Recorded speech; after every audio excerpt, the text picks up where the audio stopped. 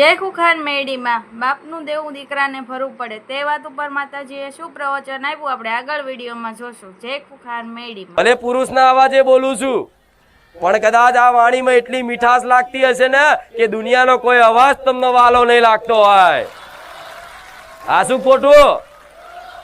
દુનિયાના કોઈ કલાકારનો અવાજ તમને વાલો નહીં લાગતો હોય એટલી આ વાણી વાલી લાગતી હશે। તમારી બુદ્ધિ બંધ થાય ને તારે મારો પ્રદેશ ચાલુ થાય। આવા આવી સામાન્ય માણસની બુદ્ધિથી માણસો મને ઓળખવા નીકળ્યા। લો અલ્યા તન મન બધું મેલવું પડે, સમર્પણ કરવું પડે, બુદ્ધિથી પરે હજુ છે। એ વિસ્તારમાં પહોંચો ને, ભક્તિના પ્રદેશમાં પહોંચો ને, તાર મારી મેલડીને દર્શન થાય, મારી અનુભૂતિ થાય, મારી ઓળખ થાય, નગન થાય। બુદ્ધિથી જોશો તો ગાદી દેખાશે, ગાદી પર બેઠેલો વ્યક્તિ દેખાશે, વ્યક્તિએ ચૂંદડી ઓઢેલી દેખાશે, વ્યક્તિનો અવાજ સંભળાશે, વ્યક્તિના હાથ દેખાશે, પણ અંદર બેઠેલી હૃદયમાં મારા જેવી માતા દેખાય। વ્યક્તિની વાણીમાં જે અવાજ જે છે એ કદાચ આ વ્યક્તિનો હશે, પણ અંદરની પ્રેરણાદાયક શક્તિ બની અને વાણી તો મારી મેલડીની કે નહીં। ભલે પુરુષના અવાજે બોલું છું પણ કદાચ આ વાણીમાં એટલી મીઠાશ લાગતી હશે ને કે દુનિયાનો કોઈ અવાજ તમને વાલો નહીં લાગતો હોય। આ શું ખોટું? દુનિયાના કોઈ કલાકારનો અવાજ તમને વાલો નહીં લાગતો હોય એટલી આ વાણી વાલી લાગતી હશે। સંતોષ રાખો। પછી આની જોડે આ વધાર કેમ છે, આ કેમ ગાડી લઈને ફરે છે, હું કેમ સાયકલ લઈને ફરું છું, પેલા 2 માળનો બંગલો છે, હું કેમ ઝૂંપડામાં છું, આ હિસાબ મેળ દે ને એનું કલ્યાણ થાય। આ તો મોણસ દેખાદેખી કરે। લગ્ન પ્રસંગ આવ્યો હોય ને પટેલ આજના જમાનામાં, બોલો ઘેર હરખા ખાવાના ઠેકાણા ના હોય પણ સમાજમાં વટ પાડવા અત્યારે દેવું કરી અને 20-20 લાખ રૂપિયા લગ્નમાં ખર્ચા કરે ગોડાઓ। અને એ ગોડા જેના આમંત્રણ આલ્યું હોય ને તો દાળ ભાત પૂરી શાક કઈ ખોમી કાઢીને જતા રહેશે। તો હારો દાળ ભાતમાં મીઠું નતું, હારો રસ એટલો બધો નતો હારો લાગતો, ફૂલવડી ખારી થઈ જતી। આવું ખાઈને ખોદીને જતા રહે, ચોલ્લો કર્યો ના કર્યો, અને તમે વટ બતાવવા અત્યારે તમારી કેપેસિટી કરતા વધી જાવ છો ને એટલે દુઃખી થાવ છો। શું તમે જેવા હોય એવા સમાજની આગળ પ્રગટ રહો કે ભાઈ હું ગરીબ છું તો ગરીબ છું, શું નાના થઈ જાવ? અને ઉપરથી ગરીબ રહેશો ને તો મારા જેવી માતા વાલ કરશે, અમીરો નહીં કરે જલ્દી। પણ આ તો કશું હોય નહીં તો આખા ગામનું દેખાવ કરવાના લો, અને હોય ને બતાવો બરોબર છે, અને ના હોય તો કોકનું જોઈને બસ ઓણે આટલું કર્યું એટલે એ ઘોડા હાથીને બગી મંગાવો લગનમાં તમારે મંગાવવાના। હવે એવા માટે નવરી ના હોય માતાજી। પછી દેવું કરે ને આગા પાછા ઉછી ના કરીને લોનો કરીને વટ પાડવા, સમાજમાં પૈસા બતાવવા, અત્યારે પોતાનું વર્ચસ્વ પદ મોન બતાવવા અત્યારે બધું કરે, અને દેવું થાય પછી કે માડી દેવું થઈ ગયું તો તને કોણે કીધું તું હાથી મંગાવવાનું?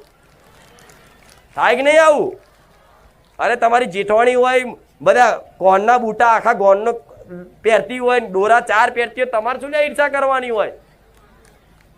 તમારો પતિ ઓછું કમાતો હોય તો 1 દોરો હોય, અને ના હોય વેઠી લેવાનું।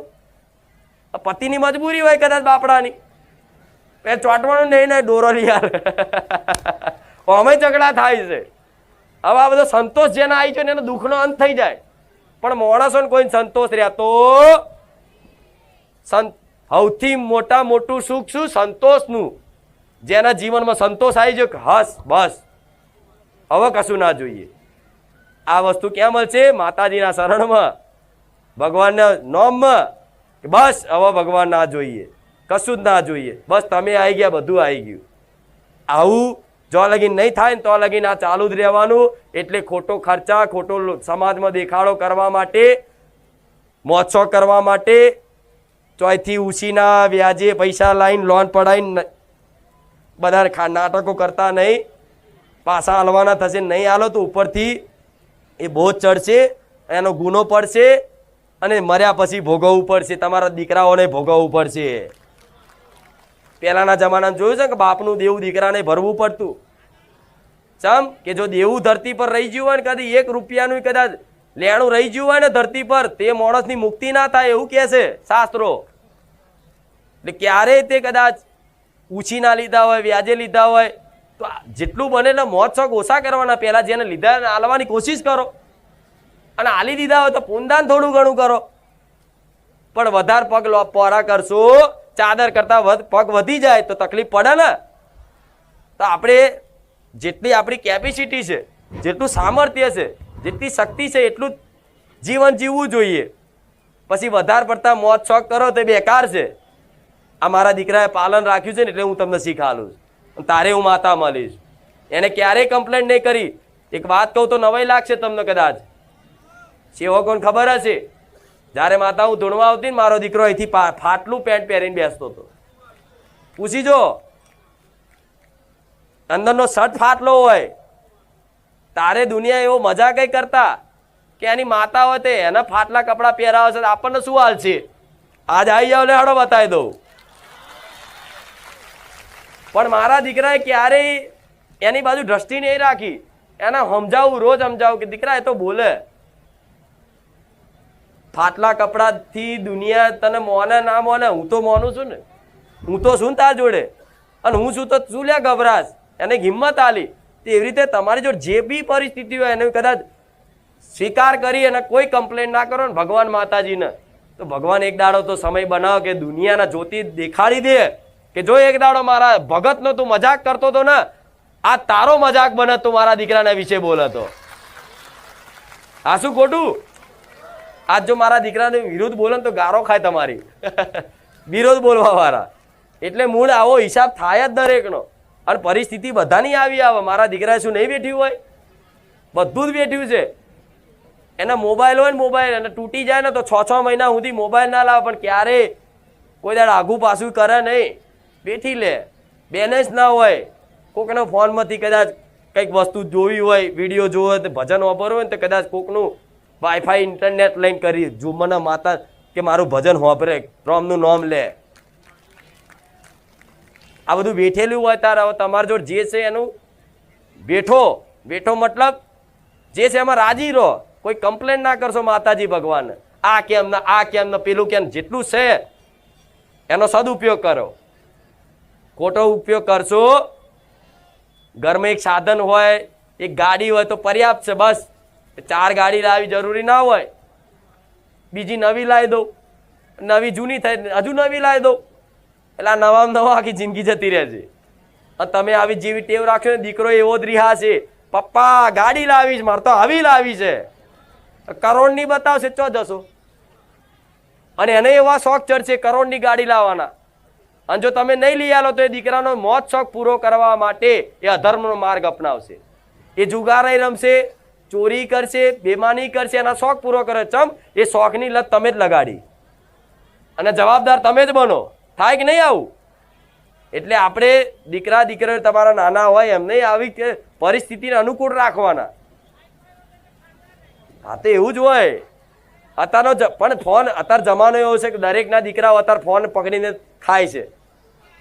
ખાવા બે એટલે કાર્ટૂન જોવાનું, ફોન જોવા. હું માતા એવું કહીશ કે અમે સારું આવે છે, એવું ખરાબ બધું નહીં આવતું, સારું આવું. માતાએ ફોનમાં આવું છું ને તો રોમનું કાર્ટૂન છે, કૃષ્ણનું કાર્ટૂન છે કે મારું માતાનું છે, બતાવો બેઠા બેઠા. ભજન સંભળાવો.